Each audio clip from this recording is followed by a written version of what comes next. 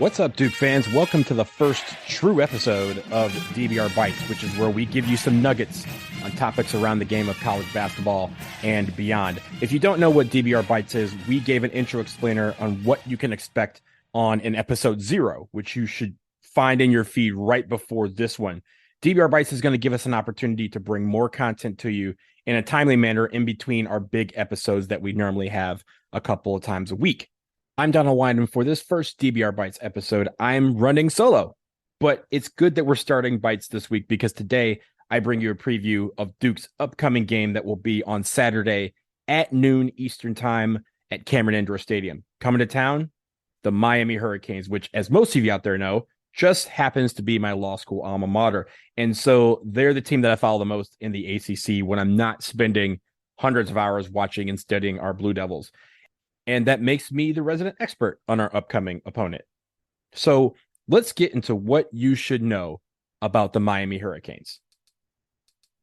They're 15-3, 6-2 in the ACC, ranked 41st in KenPom, and they actually have 5 wins against the KenPom top 50.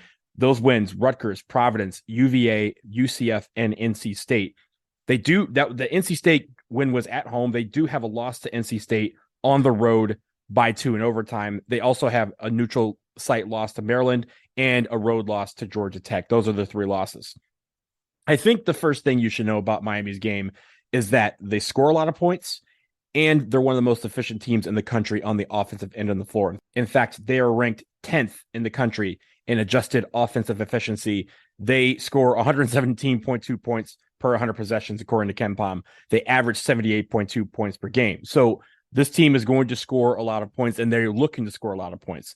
They're a good offensive rebounding team, and they're one of the top teams in the country in 2-point field goal percentage and shooting from the free throw line. In conference play, they're even better. They're number 1 in offensive efficiency. They're 4th in defensive efficiency. They're 1st in 2-point baskets and 1st in offensive block percentage. That means they don't get blocked often. On offense, they're going to do some quick passes, including the backdoor, and they like to get everything down into the paint. One thing that they love to do is they like to have a guy just outside the paint on the baseline behind the defense, and they like to figure out a way to feed that guy the basketball so that that person's underneath the basket for an easy shot attempt. They do a lot of those where they try to find people in positions where you can't take a charge and you can't really block them without fouling, and that's right underneath the basket. And because of that, they don't get blocked often. They're not going to shoot a lot from 3, and a lot of these guys aren't going to hit, but they can get hot from 3. And we'll talk about a couple of players that you need to key in on from beyond the arc in just a minute. On defense, they like to do some full court pressure. They will throw different sets at you, but full court pressure is one thing that they will deploy against the Blue Devils in an attempt to get you to make a mistake with the basketball. They do get steals off the full court press, but mainly they just want you to make a mistake. And Duke has to be ready for that, particularly given that Duke has not really taken care of the basketball well in conference play or a lot this season. And because of that full court pressure, they do get almost 8 steals a game. So they're going to try and look to steal the basketball. They may try to, sell themselves out to try and go for balls. But at the end of the day, they're trying to get you to turn the ball over and go the other way. The biggest matchup between these two teams, I think, is going to be rebounding because both teams are pretty effective at rebounding, especially on the offensive end. In the ACC, Duke is number 1 in offensive rebounding percentage. Miami is number 2. And when Miami shoots threes, some of their guys like to shoot very long ones, which means very long rebounds. That's where Duke needs to have a primary focus at putting a body on someone, closing out, grabbing the basketball, and going the other way with numbers. Just recently, Miami, their last game they played against Syracuse, they won that game 82-78, but with 5:24 left in the game, they were down 66-63. So Miami has the ability to score a lot of points, but they also have the ability to score it very quickly. Down the stretch, the one place that they're going to try and beat you is at the free throw line, where they are excellent as a team. And they also like to shoot threes from the corner and from very, very, very far out from the top of key. Think Steph Curry range. They like to shoot those kind of threes, but again, that comes with long rebounds if they do miss. Let's get into some of the players. Miami has a lot of veterans on this team. They have 1 senior, 4 juniors, 4 redshirt sophomores, both of those straight from the transfer portal. And then they have 3 true sophomores in addition to their 4 freshmen. And they're led by Isaiah Wong, who is a fourth-year junior. He has decided to go pro a couple of times, but has eventually come back. He even into the transfer portal only to come back to Miami. He is their star. 16.7 points per game, 4.5 rebounds per game, 3.8 assists per game, and 1.6 steals per game. This man is everything for Miami. He can shoot, but he's really best at getting to the basket and either scoring or going to the free throw line. He does average over 5 free throw attempts a game. So he's going to try and go to the basket. He wants you to foul him. And if he can finish through contact, or if he can't, he'll knock him down at the free throw line. The big other guy that they have that has been coming along is Nigel Pack. He is their heralded transfer from Kansas State. He averages 11.6 points per game. He is one of their best 3-point shooters at 37.4%. And he will shoot from Steph Curry range. He will shoot from just inside the half court line if he wants to. His range is not like JJ Redick's, where if you get off the bus, he's in range, but he will take those shots and sometimes make them. But because of that, you need to watch him whenever you're on the offensive end of the floor for Miami. Norshawn Omier is the other transfer from Arkansas State, but he went to high school at Miami Prep. So he's kind of coming home to play. He's the X factor because at 6'7", 250, he is a load. He takes up a lot of space, even if he may not be that tall, and he can move guys around. And because of that, he is a beast inside. 14 points per game. He averages 10.2 rebounds per game, and he averages 1.5 blocks a game. So he's going to be active on the glass. He wants to be active on the defensive end. He also is very efficient. He shoots almost 62% from the floor. So anytime he gets the ball, it's inside, and he wants to power his way to the basket to get layups and dunks. And then you have Jordan Miller. He transferred a year ago from George Mason, so he's been at Miami a year.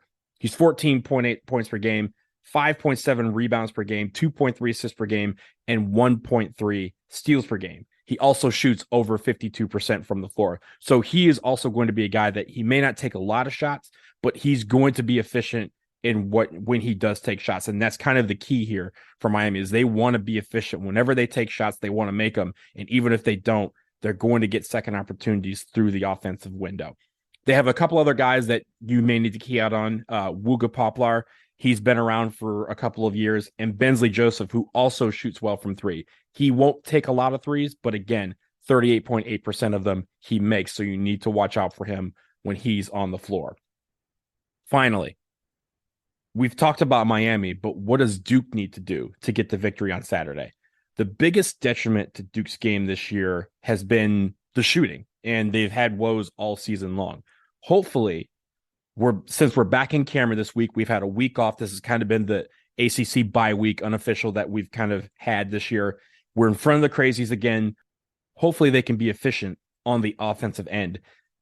They need to be strong on the inside. Miami has excellent guards, and that guard play is going to be an interesting matchup, but our big men are going to need to shine through because outside of Omier, they don't have a lot of big bodies that can throw at Kyle Filipowski, Ryan Young, or Derek Lively. We will have the advantage there.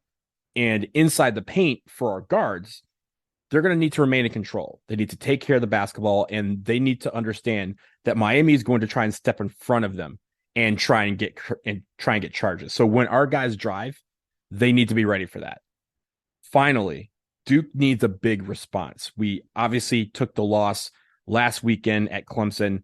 It's still unclear whether Jeremy Roach will return to the lineup, but if he's not, our guys still need to be ready to step up and play against one of the better teams in the ACC. And Miami always plays as well. They're well coached by Jim Larrañaga, borderline Hall of Famer coach. He's been nominated for the Hall of Fame. So Cameron, get ready. The energy needs to be high on the court and in the stands because Miami is going to bring that intensity to Cameron. We need to match that. We need to be ready because if we can take care of the basketball, if we can make some shots and we can take Miami out of their rhythm, we can win this ball game. And this will be a big win because it will, again, elevate us back into the top half of the ACC.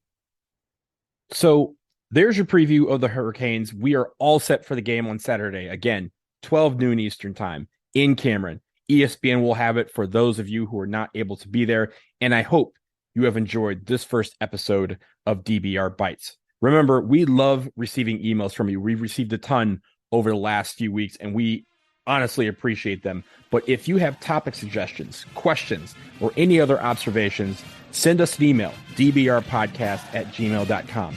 Who knows? Your question could be the subject of a DBR Bites episode down the road. So thank you all for listening. I'm Donald Wine, and ain't nothing changed. We're going to let the Duke Band play us out and take us home.